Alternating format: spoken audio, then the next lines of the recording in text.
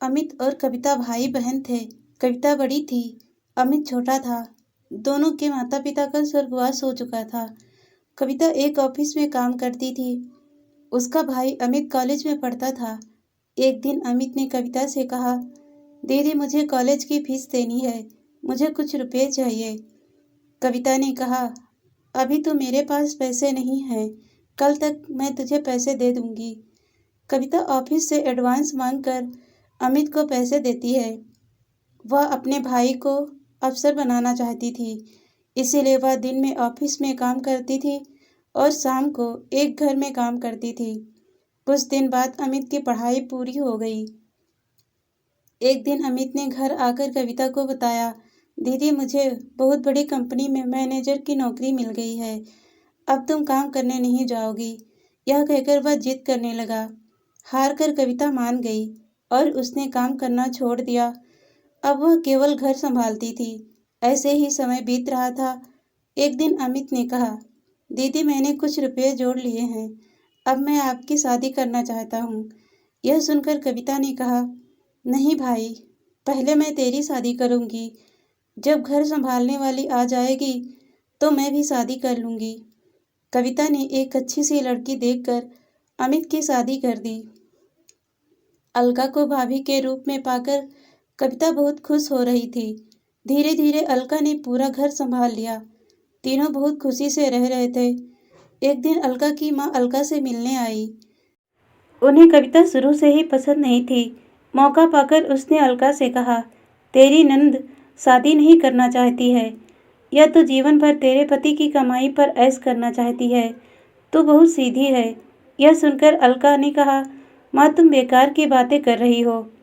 अमित इनके लिए लड़का देख रहे हैं, जैसे ही मिल जाएगा शादी हो जाएगी।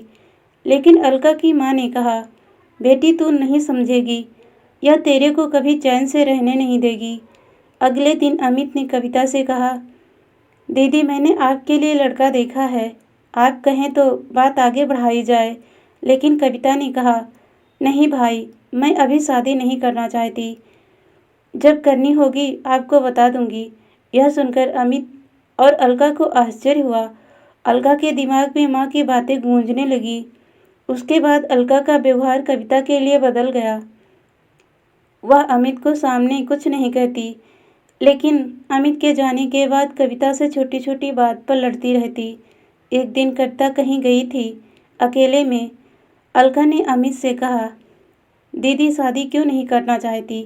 कहीं ऐसा तो नहीं तुम्हारी बहन हमेशा हमारे ऊपर बोझ बनकर बैठी रहे? यह सुनकर अमित को बहुत गुस्सा आया। उसने कहा, खबरदार मेरी दीदी के बारे में कुछ कहा तो वे जो चाहेंगी वही होगा।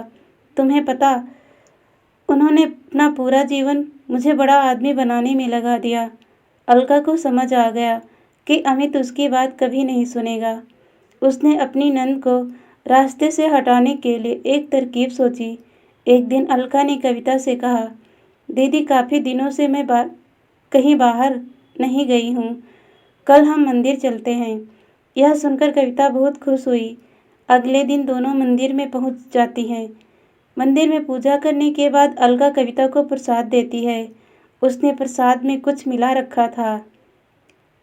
प्रसाद खाकर कविता बेहोश हो जाती है। अलका उसे छोड़कर घर वापस आ जाती है। उसे लगता है जहर मिले प्रसाद से कुछ देर में कविता मर जाएगी।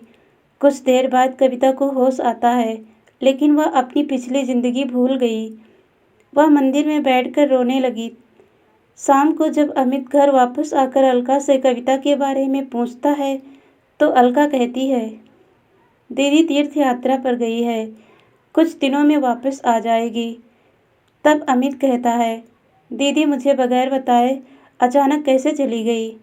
वह परेशान हो जाता है, लेकिन अलका उसे समझाकर शांत कर देती है। इधर कविता को उसी मंदिर के पुजारी मंदिर में स्थान दे देते हैं। वह दिन रात मंदिर में सेवा करने लगती है। मंदिर के सभी भक्त और पुजारी कविता का बहुत ध्यान रखते हैं। ऐसे ही समय बीत रहा था, लेकिन कविता को पिछला कुछ याद नहीं आ रहा था। काफ़ी दिन बीत जाने पर अमित कविता को ढूंढने निकल गया। वह कविता को ढूंढता रहा, लेकिन कविता कहीं नहीं मिली। एक दिन वह थक कर उसी मंदिर में एक पेड़ के नीचे बैठा था। तभी वहाँ कविता आई। उसने कहा, भैया मंदिर में भंडारा शुरू हो रहा है, आप भी बैठकर भोजन कर लीजिए। कविता की आवाज़ सुनकर अमित चौंक गया।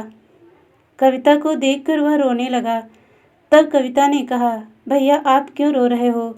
तभी वहाँ पुजारी बाबा आ गए।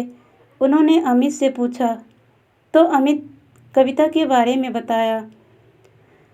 पुजारी बाबा ने कहा, ये लड़की यहाँ बेहोश मिली थी। होश आया तो इसे कुछ याद नहीं था।